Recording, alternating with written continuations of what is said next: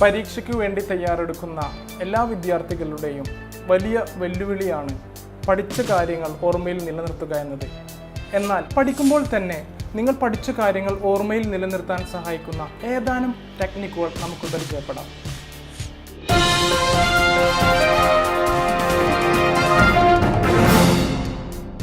നിങ്ങൾ പഠിച്ചുകൊണ്ടിരിക്കുമ്പോൾ ടെക്സ്റ്റ് ബുക്കുകൾ നിങ്ങൾ വായിക്കുന്ന സമയത്ത് അതിൻ്റെ പ്രധാന ഹെഡിങ്സുകൾ അതുപോലെ തന്നെ പോയിന്റുകളൊക്കെ നിങ്ങൾ വിവിധ വർണ്ണങ്ങളിൽ നിങ്ങൾ ഹൈലൈറ്റ് ചെയ്യുക.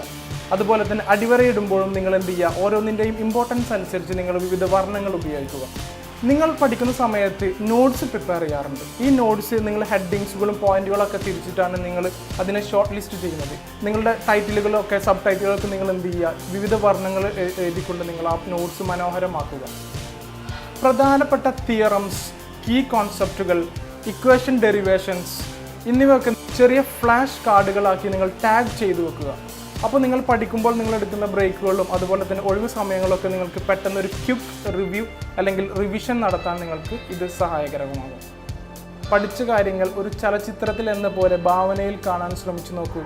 മൈൻഡ് മാപ്പിംഗ് എന്ന് പറയുന്ന ഈ ഒരു ടെക്നിക്സ് നിങ്ങൾക്ക് വളരെയധികം ഉപയോഗപ്പെടും. അതുപോലെ തന്നെ നിങ്ങളുടെ ഐഡിയ അനുസരിച്ച് നിങ്ങൾ പഠിക്കുന്ന വലിയ വലിയ എസ്സേകളും തിയറികളൊക്കെ നിങ്ങൾ എന്ത് ചെയ്യുക, അതിനെ ഭാവനയിൽ നിങ്ങൾ കാണുക, കണക്ട് ചെയ്യുക, പരസ്പരം നിങ്ങൾ അറിയുന്ന സംഭവങ്ങളുമായിട്ട് കണക്ട്. ഫോർമുലകൾ പോലുള്ള പ്രധാനപ്പെട്ട എപ്പോഴും നമ്മൾ ബൈ ഹാർട്ട് ചെയ്ത് ഓർത്തിരിക്കേണ്ട പോയിന്റുകളൊക്കെ നിങ്ങൾ പോസ്റ്ററുകളാക്കിയിട്ട് നിങ്ങൾ പഠിക്കുന്ന മുറിയിലോ അല്ലെങ്കിൽ നിങ്ങൾ എപ്പോഴും കാണുന്ന ചുമരുകളിലൊക്കെ എന്ത് ചെയ്യുക, ഒട്ടിച്ചു വെക്കുക. ചാർട്ടുകൾ, മാപ്പുകൾ, ഡയഗ്രാംസ് ഇതൊക്കെ നിങ്ങൾക്ക് പെട്ടെന്ന് ഓർമ്മിക്കാൻ പറ്റാത്ത അല്ലെങ്കിൽ പഠിക്കാൻ ബുദ്ധിമുട്ടുള്ള ഇതൊക്കെ നിങ്ങൾക്ക് എന്ത് ചെയ്യാം, ഇതുപോലെ പോസ്റ്ററുകളാക്കിയിട്ട് നിങ്ങൾക്ക് നിങ്ങളുടെ ചുമരുകളിലൊക്കെ ഒട്ടിച്ചു വെക്കാം.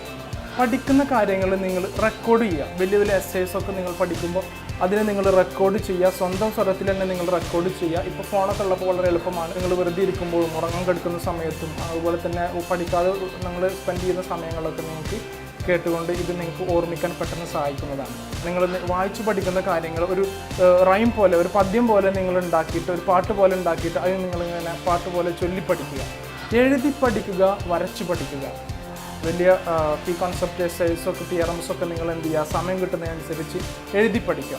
അതുപോലെ തന്നെ ഡയഗ്രാംസ്, മാപ്പുകൾ, ഇക്വേഷൻ ഡെറിവേഷൻസ്, ഫോർമുല ഡെറിവേഷൻസ് ഇതിനൊക്കെ നിങ്ങൾ എന്ത് ചെയ്യുക, എഴുതി പഠിക്കുക. ഡയഗ്രാംസൊക്കെ വരച്ചുകൊണ്ട് തന്നെ പഠിക്കുക.